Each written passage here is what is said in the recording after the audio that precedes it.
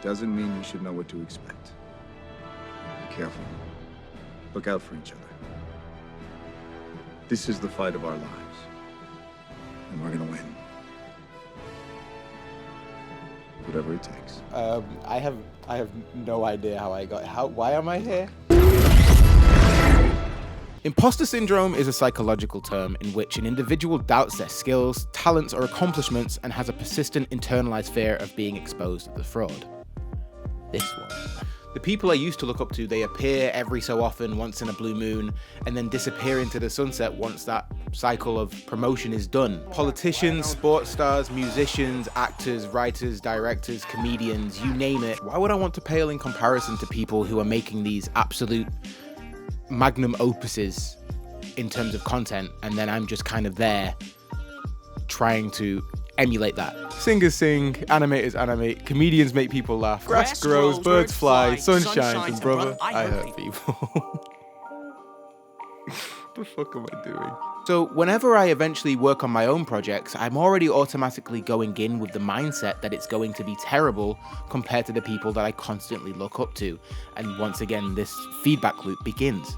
I'm over the hill now. I'm pretty much dead in internet terms. 27. Fuck. It's time to go. I've been trying YouTube, testing it out, experimenting for 10 years to see what works. So the cycle usually is, I become inspired by what I've seen and I begin to create that. And I begin to look at more stuff for inspiration. Then I become really, really overwhelmed by the task I set out to do. And then I either drop it completely or eventually shelve it for months on end, hoping that my ability catches up to my imagination, which is contradictory once again. But enough time passes that I'm completely unfamiliar with the project that I created and the idea in my head is kind of moved on. So I'm just sat there looking at a project that has a massive amount of project files in it and a bunch of notes that have no currency or no weight to anyone in the world whatsoever, because if I've lost the idea and I'm the person who's creating the damn thing, then no one else is going to understand what I'm talking about. This is essentially just self-doubt, and self-doubt usually appeared to me in the form of a question. The question usually is, why would I do something if someone else can do it better? Me and my brother talk about this a lot, and we have very, very differing viewpoints on life. I asked him whilst he was over here for a little bit, because he does work somewhere else, what he feels about imposter syndrome and if he ever feels as though he succumbs to it sometimes. Okay, what do you do for a living? I play football. Floor seats for the Knicks.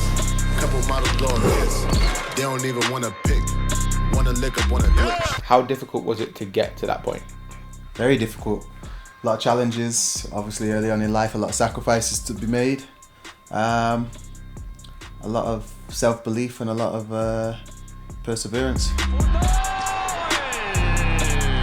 Have you ever suffered from imposter syndrome?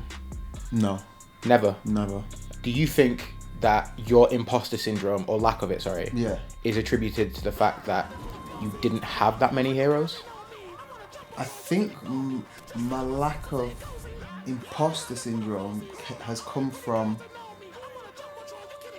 me never comparing myself to anybody else. Right. I've never had that issue. I don't know why it is. I've always just been comfortable on my own. I don't have to be part of a crowd, even at school. Like, I was obviously had my friends and stuff like that, but I've got no problem with being on my own if it's better for me than being in a group that I'm not comfortable in. And I've never had a problem with just being on my own if I didn't fit into that group.